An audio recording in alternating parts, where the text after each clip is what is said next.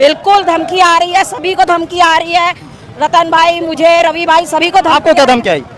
देख लेंगे ज्योति शर्मा, जिस दिन तू निपटा देंगे हम लोग। तो मैं उनको जो धमकी दे रहा है उनको बताना चाहूंगी। जी, तो आपके परिवार में कितने सदस्य हैं अभी?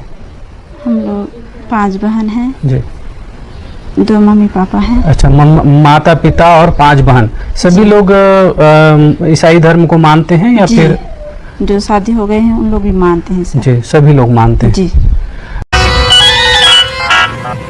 एसीपी प्रद्युमन ये आगे पीछे का बैकग्राउंड पहले चेक कर ले। अगर मुझे कुछ भी होता है तो तुम्हारे 7 पुश्ते भी ज्योति शर्मा को याद रखेंगे। ये चीज याद रखना। और मेरे बजरंगियों को कुछ हुआ तो ये पूरा देश, हिंदू समाज एकत्र होके पूरे क्रिश्चियन को और कांग्रेसियों को बताएंगे कि हिंदू समाज के बजरंगियों को छूने का क्या नतीजा होता है। ये तो सब गुंडा लोग हैं, भाग रहे। डर गई। ଖ୍ରୀଷ୍ଟରେ ପ୍ରିୟ ଭାଇ ଏବଂ ଭଉଣୀମାନଙ୍କୁ ମୋର ଆନ୍ତରିକ ନମସ୍କାର। ତେବେ ପ୍ରିୟ ବନ୍ଧୁଗଣ, ଏବେ ବହୁତ ବଡ଼ ଖବର ଆସିକି ପହଞ୍ଚିଛି ଆମ ପାଖରେ। ଖବରଟି ହେଉଛି ଏମିତି ଯେ ଜ୍ୟୋତି ଶର୍ମାକୁ ଧମକ ପରେ ଧମକ ଆସୁଛି। କେମିତି ଲାଗୁଛି ପ୍ରିୟ ବନ୍ଧୁଗଣ? ମଜା ଲାଗୁଛି ନା? ଜ୍ୟୋତି ଶର୍ମା, ରତନ ଯାଦବ, ଆପଣ ହୁଏତ ନା ଶୁଣିଥିବେ କି ନ ଶୁଣିଥିବେ ମୁଁ ଜାଣେ ନାହିଁ, କିନ୍ତୁ ପ୍ରାୟ 1.5 ବର୍ଷ ହେଲାଣି ମୁଁ ଏ ନାଁ ମୁଁ ଶୁଣି ଆସୁଛି। ତା ପୂର୍ବରୁ ମୁଁ ବି ଜାଣିନଥିଲି ଏମାନେ କିଏ।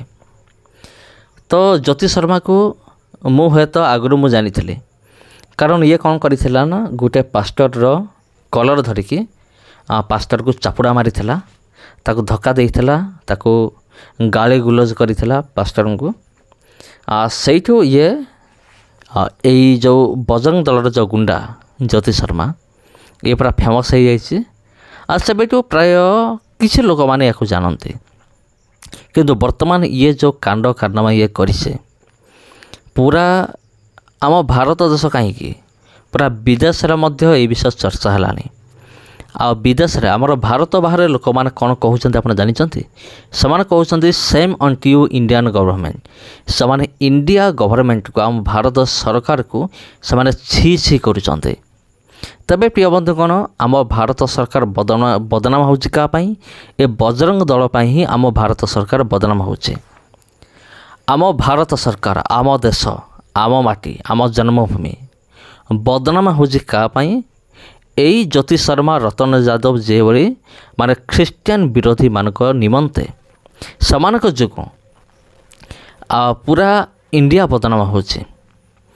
ଆଉ ଆମେରିକାର ଯେଉଁ ରାଷ୍ଟ୍ରପତି ଡୋନାଲ୍ଡ ଟ୍ରମ୍ପ, ଆଉ ସିଏ ତ ବହୁତ ଥର ତିରସ୍କାର କଲେଣି ମୋଦିକୁ ଏବଂ ଭାରତକୁ।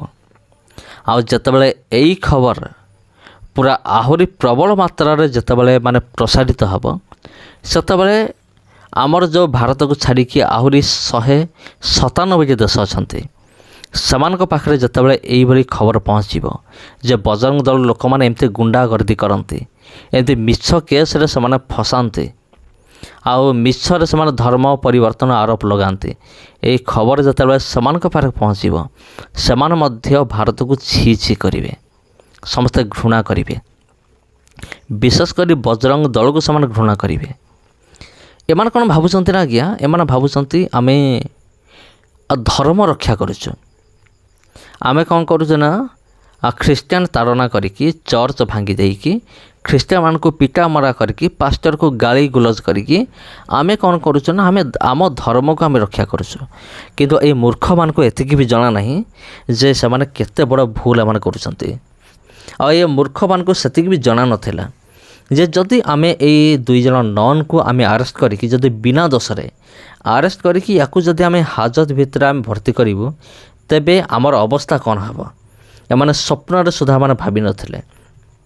କାରଣ ଯେଉଁ ଝିଅମାନେ ନନ୍ଙ୍କ ବିରୁଦ୍ଧରେ ଏଫଆଇଆର୍ ଦେଇଥିଲେ, ମାନେ ବୟାନ ଦେଇଥିଲେ, ଏଫଆଇଆର୍ ଯେଉଁ ବୟାନ ଦେଇଥିଲେ ଯେ ଆମକୁ କିଡ଼ନାପ୍ କରାଯାଉଥିଲା, ତା ପୁଣି ଏମାନଙ୍କର କହିବା ଅନୁସାରେ ଏମାନେ ଧମକ ଦେଇଥିଲେ, ଏମିତି ନ କହିଲେ ଆମେ ତୁମକୁ ମାରିଦେବୁ, ତୁମ ସହିତ ରେପ୍ କରେଇବୁ, ଆମର ବଜରଙ୍ଗ ଦଳର ମାନେ ପିଲାମାନେ ଅଛନ୍ତି, ସେମାନେ ବଳାତ୍କାର କରିବେ ତୁମମାନଙ୍କ ସହିତ, ଏମିତି ମାନେ ନୀଚ ହରକତ ଏମାନେ କରିଥିଲେ। ମାନେ ଘୃଣାଜନକ କାର୍ଯ୍ୟ, ଏତେ ନିଶ୍ଚ କାମ ଗୁଡ଼ିକ ଏମାନେ କରନ୍ତି। ଏଇ ବଜରଙ୍ଗ ଦଳର ଲୋକମାନେ, ବଜରଙ୍ଗ ଦଳର ଲିଡ଼ରମାନେ ଆଉ ଖ୍ରୀଷ୍ଟିଆନ ବିରୋଧୀମାନେ ବିଶେଷ କରିକି ଏଇଭଳି କାର୍ଯ୍ୟକଳାପ ସବୁ କରନ୍ତି। ତେବେ ପ୍ରିୟ ବନ୍ଧୁଗଣ, ବର୍ତ୍ତମାନ ଧମକ ପରେ ଧମକ ଆସୁଛି ଜ୍ୟୋତି ଶର୍ମାକୁ। ତେବେ ପ୍ରିୟ ବନ୍ଧୁଗଣ, ଧମକ କିଏ ଦେଲା ସେଇଟା ତ ପରେ ଜଣାପଡ଼ିବ। କିନ୍ତୁ ଆପଣ କ'ଣ ଭାବୁଛନ୍ତି? ମୁଁ ତ ଭାବୁଛି ଯେ ଏଇ ଯେଉଁ ଖ୍ରୀଷ୍ଟିଆନ ବିରୋଧୀ ଅଛି ଇଏ କ'ଣ ସୁସମାଚାର ଶୁଣିନି ଆପଣ ଭାବୁଛନ୍ତି? ସୁସମାଚାର ଶୁଣିଛି। ତେବେ ସୁସମାଚାର ଶୁଣିଛି, ଯୀଶୁ ବୋଲି ଜଣେ ବ୍ୟକ୍ତି ଅଛନ୍ତି ଏ ବି ଜାଣିଛି। ଏସବୁ ବିଷୟକୁ ଜାଣିକି ସୁସମାଚାର ଶୁଣିଲା ପରେ ଯଦି ଇଏ ଏଇଭଳି ଯଦି କାଣ୍ଡ କାରନାମା ସବୁ କରିବ, ତେବେ ପ୍ରିୟ ବନ୍ଧୁଙ୍କ ଏହାକୁ କ'ଣ କରାଯିବ? ଏହାକୁ ତାହା କରାଯିବ ଯେଉଁଟାକି ଆଇନ, ଯେଉଁଟାକି ସମ୍ମତି ପ୍ରଦାନ କରେ, ଯେଉଁଟାକି ଆମର ଖ୍ରୀଷ୍ଟିଆନ ସମାଜ ଦାବି କରୁଛନ୍ତି ଏଇଟା ଜ୍ୟୋତି ଶର୍ମା ପ୍ରତି କରାଯାଉ, ସେଇଟା ହେବା ଦରକାର। ଆଉ ସେଇଟା କ'ଣ? ଜ୍ୟୋତି ଶର୍ମାର ଗିରଫଦାରୀ, ତାକୁ ଆଜୀବନ କାରାଦଣ୍ଡ ନହେଲେ ଫାଶୀ ଯାହା ହେଲେ ବି ହେଇଯାଉ। ତେବେ ପ୍ରିୟ ବନ୍ଧୁଗଣ, ଖ୍ରୀଷ୍ଟିଆନ ପ୍ରିୟ ଭାଇ ଏବଂ ଭଉଣୀମାନେ, ତେବେ ଏ ସମସ୍ତ ବିଷୟ ରହିଲା ଆପଣଙ୍କର ଆଖି ସାମ୍ନାରେ। ଆଉ ବର୍ତ୍ତମାନ ପାଇଁ ମୁଁ ଏଇଠି ବିଦାୟ ନେଉଛି ପ୍ରିୟ ବନ୍ଧୁଗଣ। ଆଉ ଜ୍ୟୋତି ଶର୍ମାକୁ ଧମକ ପରେ ଧମକ ଆସୁଛି ଫୋନ୍ରେ। ଆଉ ଏସବୁ ଶୁଣିକି ଆପଣ କ'ଣ ଭାବୁଛନ୍ତି? ଆପଣଙ୍କର ମତାମତ କ'ଣ? ଆପଣ ଟିକେ କମେଣ୍ଟ ବକ୍ସରେ ଜଣେଇଲେ ଟିକେ ଭଲ ହୁଅନ୍ତା। ତେବେ ପ୍ରିୟ ବନ୍ଧୁଗଣ, ସମସ୍ତଙ୍କୁ ଆନ୍ତରିକ ନମସ୍କାର। ଯଦି ଆପଣଙ୍କୁ ଏଇ ଭିଡ଼ିଓ ଯଦି ଆପଣଙ୍କୁ ପସନ୍ଦ ଲାଗୁଛି, ତେବେ ଏଇ ଭିଡ଼ିଓକୁ ଆପଣ ସେୟାର କରନ୍ତୁ ଅନ୍ୟମାନଙ୍କ ସହିତ। ଆଉ ଯଦି ଆପଣ ଏଇ ଚ୍ୟାନେଲକୁ ଯଦି ଏଇ ଚ୍ୟାନେଲକୁ ଆପଣ ପ୍ରଥମ ଥର ପାଇଁ ଆସିଛନ୍ତି, ତେବେ ଏଇ ଚ୍ୟାନେଲକୁ ଆପଣ ସବସ୍କ୍ରାଇବ୍ କରି ରଖିଥାନ୍ତୁ ଏଇ ଚ୍ୟାନେଲକୁ। ଆଉ ପୁଣି ଥରେ ଭେଟ ହେବ ଆପଣଙ୍କ ସହିତ ଆଉ ଗୋଟେ ଭିଡ଼ିଓରେ, ଆଉ ଗୋଟେ ଅଧ୍ୟାୟରେ। ସମସ୍ତଙ୍କୁ ପ୍ରଭୁ ଯୀଶୁଖ୍ରୀଷ୍ଟଙ୍କର ମଧୁମୟ ନାମରେ ମୋର ଆନ୍ତରିକ ନମସ୍କାର। ନମସ୍କାର ବନ୍ଧୁଗଣ, ପୁଣି ଭେଟ ହେବା ଆଉ ଗୋଟେ ଏପିସୋड। है ना सर? वहाँ उसको कौन डराया? मेरे को डराया बोल रहा है ना? मैंने ऐसा क्या डराया है उसको? क्योंकि वो जीआरपी के अंडर में बैठी है, ऐसे क्या डराया है उसको, ये बताए वो। और जो बयान दी है वो पुलिस वालों को दी है, मुझे बयान नहीं दी है। मैंने बयान नहीं लिखा है सर, बयान मैं थोड़ी लिखी हूँ सर, वो तो पुलिस वाले लिखे हैं। और जो भी बयान दिए वो पुलिस वालों को दी है। मैंने ऐसा क्या डराया है वो बता दे मुझे भाई। मैंने तो सिर्फ उससे उत्ते ही पूछा है, तुम घर में बता के आए हो, तुम्हारे घर वालों को पता है? मैंने ये पूछा है। हाँ, तो वही ये सब कह रही है कि उसने वो घर वालों को पूरी जानकारी थी कि वो आगरा जा रही है और नौकरी करने के लिए जा रही है, यही सब उसने कहा है कि वो सब उसका मैं तो देखिए सर, एक बच्चे के घर में बात हुई, मैंने उस दिन भी बता दिया था। एक बच्चे के घर में बात हुआ है, बाकी दो के घर में तो हो ही नहीं पाता। जब एक बच्चे के घर में बात हुआ, वो डायरी वहां जमा है, उसमें उसके जीजा का नंबर था, जीआरपी में जमा है वो, ठीक है। उसी नंबर में मैंने बात किया। उसके जीजा ने बोला हमें नहीं पता, बिना बताए गई है, स्पीकर में डाल के सारे पुलिस वाले भी सुने हैं, सब सुने हैं। उसके बाद 2 घंटे के बाद उसकी मम्मी से भी बात हुआ, उसके जीजा ने ही बात करवाया, ठीक है।